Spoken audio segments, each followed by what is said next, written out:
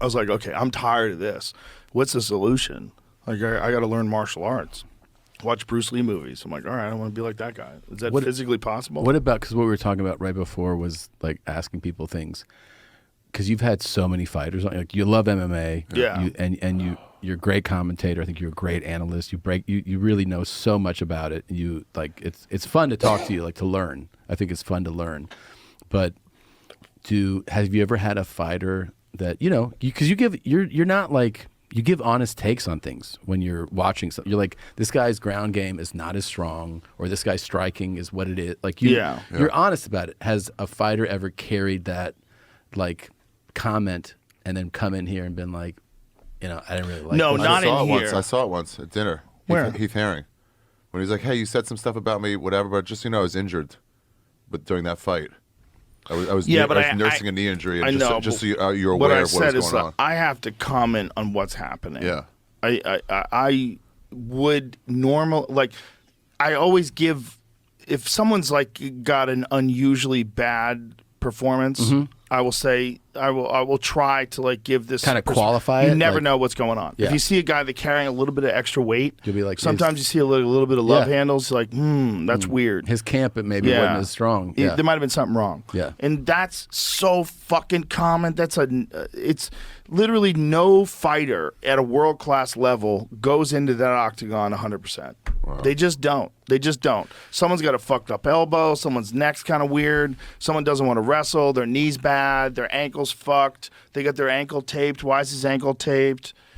There's so many guys go in there with like real fucking injuries, man. But do they ever bring any hostility to a comment made? Like no. I've had conversations with guys, but over the years I've learned to express as much respect as I have. Like sometimes you just commenting in the moment, like you would with friends, like, oh, he's breaking.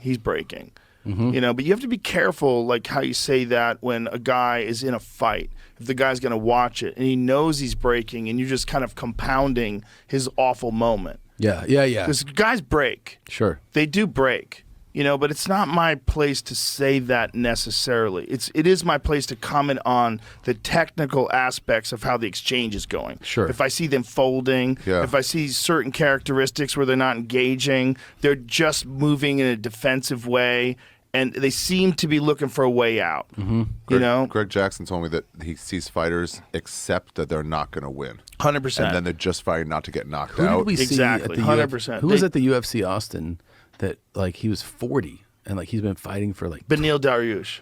Man, that was crazy. The guy he fought though is a fucking assassin. He has one loss to Gamrot, and he has one loss to Ismail Makhachev, who's the world champion, and by most people's eyes, at least number one or number two, pound for pound in the world. Oh, is that it? What are you showing me? So that guy, Arman Tsarukyan, he's a fucking assassin. And Beneil Dariush, who's a very good fighter, at this stage of his life is, he's, I don't know how old Beneil is, but I think he's close to 40. Yeah, he's got gray hair. That was the thing that stood out there. You're like, man, can you imagine doing this at 40? But he's also a very elite fighter. Beneil Dariush is fucking elite. He's very good. I mean, but the UFC is a clean sport. Right now with USADA gone, and now, what is the new company called? Clean Sport? No. So what? So they still drug test. So there is still a governing body. Yeah, and if you're going to be 40 years old, you're fighting at a disadvantage.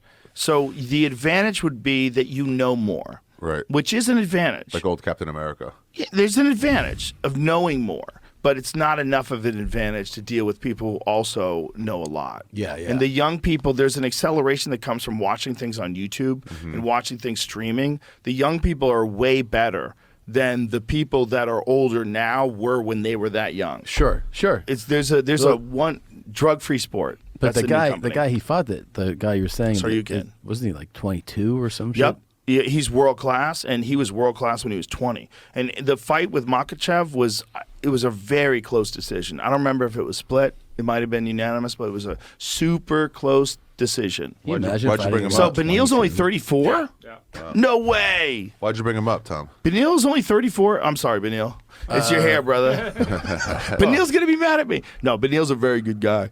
He's a very, very smart guy. He's going to take his walker over here and beat you with it. He's also elite at jiu-jitsu. I don't remember why I brought it up. Why'd you bring it up? We were talking about it just saying something. God damn, why did I think he was 40? It was just I think at that fight someone had said 40, and I was just like, that is insane. Oh, that's bro. what it is. Like, that's insane to be. Like, if that were true, can you imagine jumping in the octagon like at 40 with a guy who's 21, 22? It's just. But Randy Couture was world class when he was 40. Yeah.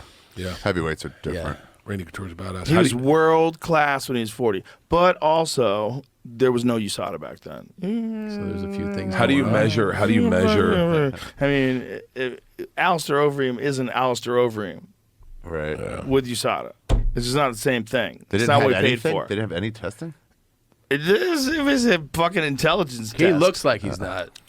Yeah, he's withered away. Well, now he's very also fought that night. He's 42. Could have been him. Oh yeah, Clay Guida. Is that who we're talking about? The Wild Man. Yeah. You're not talking about the guy who got knocked out. No. Okay. I'm talking about this dude. That's where our conversation got confused. That's where I got confused. No, Clay So is why'd you bring him up? 42. Because he was at that gorgeous. fight. Yeah, And you said Joe said something about him or something like that? What were it you was. talking about?